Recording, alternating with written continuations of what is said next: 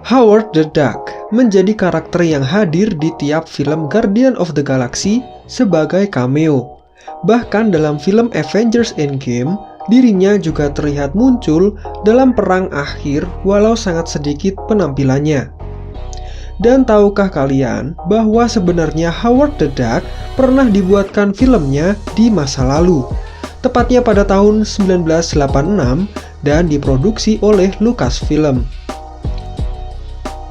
Pada tahun itu, wujud dari Howard the Duck belum dipoles menggunakan CGI seperti versi MCU, dan harap dimaklumi pada tahun tersebut industri perfilman dunia masih belum memadai seperti sekarang. Sinopsis singkat dari film ini menceritakan bebek dari dimensi lain yang seperti manusia.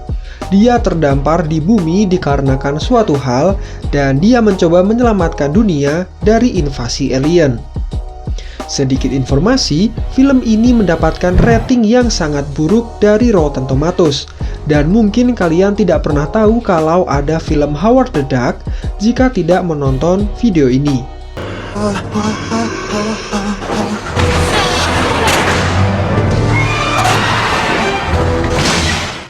Sebenarnya seperti apa filmnya dan benarkah separah itu? Buat yang penasaran dan ingin tahu isi filmnya, langsung saja tonton sampai selesai.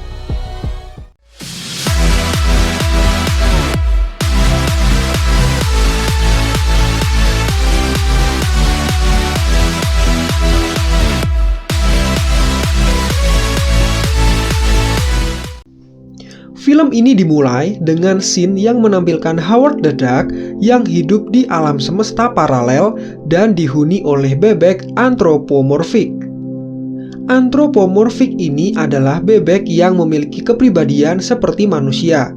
Dia bisa berbicara, berpikir, dan semacamnya. Dikisahkan, Howard menghabiskan hari-harinya dengan merokok, minum, dan membaca edisi terbaru dari majalah Playduck. Jika di dunia manusia, ya kalian pasti tahu kalau majalah itu adalah Playboy. Suatu hari, saat Howard sedang bersantai di kursi yang terlihat nyaman, tiba-tiba gempa bumi terjadi. Gempa itu mulai berguncang hebat sampai membuatnya terpental keluar dari gedung apartemen dan langsung menuju ke luar angkasa. Howard akhirnya melintasi lubang dimensi dan membuatnya sampai ke sebuah tempat yang berlokasi di Cleveland, Ohio. Setelah tiba di bumi, Howard bertemu dengan seorang wanita yang saat itu diganggu oleh para preman. Dia kemudian memutuskan untuk membantu wanita itu dan mengeluarkan jurus unik bernama Quack Fu. No one laughs at a master of Quack Fu and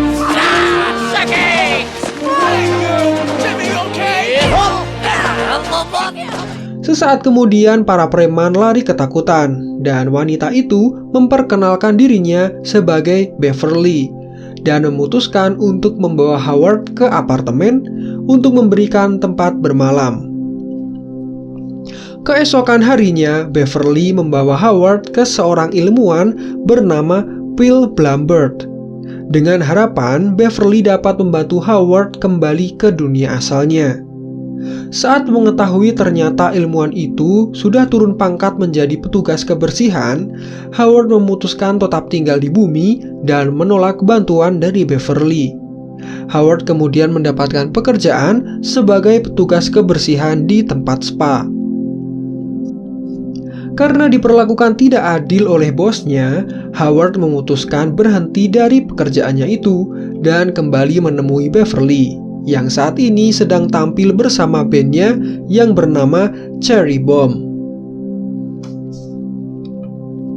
Di klub tempat Cherry Bomb tampil, Howard bertemu dengan manajer band dan mengetahui bahwa manajer itu hanya menginginkan Beverly dan berniat mengajaknya menginap di hotel agar bisa, ya kalian tahu sendirilah. Kemudian Howard yang mengetahui hal itu marah dan perkelahian antar keduanya terjadi. Akhirnya Howard menjadi pemenangnya. Setelah itu Howard kemudian menemui Beverly di belakang panggung. Keduanya kembali ke apartemen dan sekarang sudah diputuskan Beverly memilih Howard untuk menjadi manajer yang baru untuk band Cherry Bomb. Di dalam kamar keduanya mulai berdekatan dan hampir melakukan enak-enak, mantap-mantap.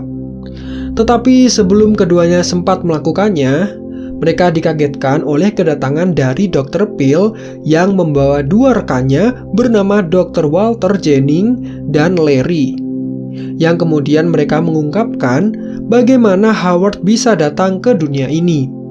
Diceritakan sebelumnya para ilmuwan itu telah mengerjakan alat pelompat dimensional yang kebetulan diarahkan ke alam semesta milik Howard dan membawanya ke bumi saat alat itu diaktifkan. Kemudian mereka memiliki teori bahwa Howard dapat dikirim kembali ke dunianya melalui proses yang sama. Jadi mereka mengantar Howard ke dalam lab dan berencana untuk mengirimkannya kembali. Namun, kerusakan perangkat saat digunakan untuk kedua kalinya menimbulkan kemungkinan makhluk lain datang ke bumi. Dan benar, makhluk hidup misterius dari dimensi lain datang. Dia secara perlahan menguasai tubuh dari Dr. Jennings. Setelah dari lab, mereka bertiga sampai di restoran. Ada hal lucu saat Howard menyaksikan telur yang disajikan sebagai makanan. Dia takut dan mungkin menganggap dirinya kanibal jika memakan hidangan itu. Sesaat kemudian, makhluk itu memperkenalkan dirinya sebagai salah satu dari Dark Overlord atau Tuan Kegelapan yang kemudian mulai memamerkan kekuatan supernya. Dari matanya keluar sinar biru dan meledakkan botol penyedap makanan. Makhluk jahat itu mengatakan bahwa dia berasal dari Nexus of Sominus, sebuah tempat di luar angkasa yang menjadi lokasi pengasingan para Dark Overlord selama ribuan tahun. Berkat penemuan para ilmuwan tadi, dia bisa datang ke bumi dan menguasai tubuh dari Dr. Jennings.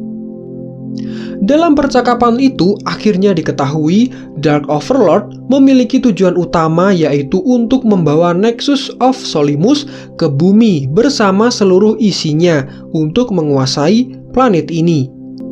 Saat ketiganya sedang berunding, 3 pengunjung restoran yang tidak dikenal tiba-tiba datang dan mengganggu mereka. Howard yang tidak terima dihina kemudian bertengkar. Dalam pertarungan itu Howard kalah dan kepalanya hampir dipenggal oleh koki restoran. Beruntung hal itu tidak terjadi dilakukan, semuanya ketakutan saat melihat Dark Overlord marah dan menghancurkan kafe serta menculik Beverly. Keduanya kemudian melarikan diri menggunakan truk milik pengunjung kafe. Kemudian Howard mengejarnya dan saat di perjalanan dia menemukan Dr. Peel yang sudah ditangkap dan dimasukkan ke dalam mobil polisi.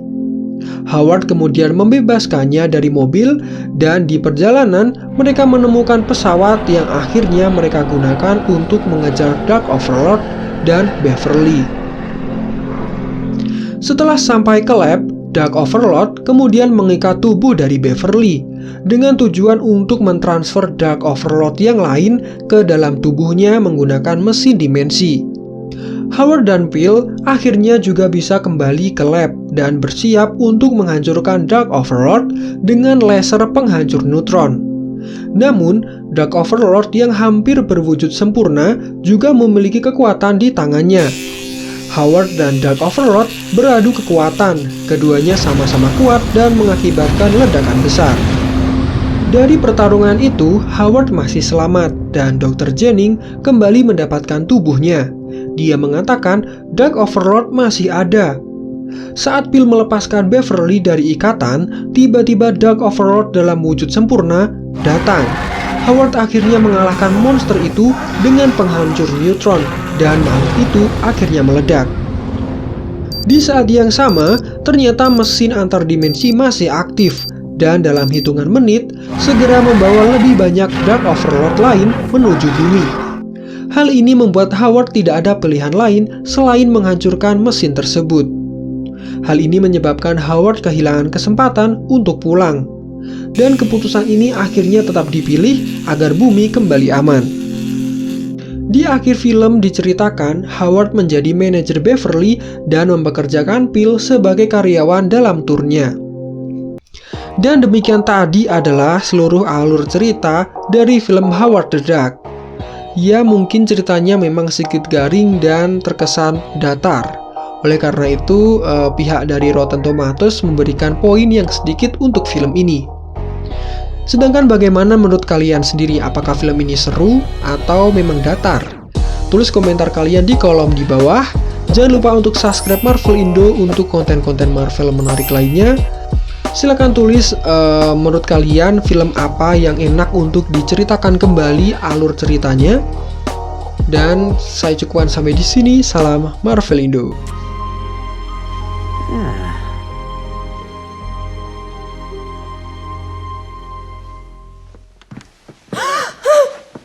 Ah,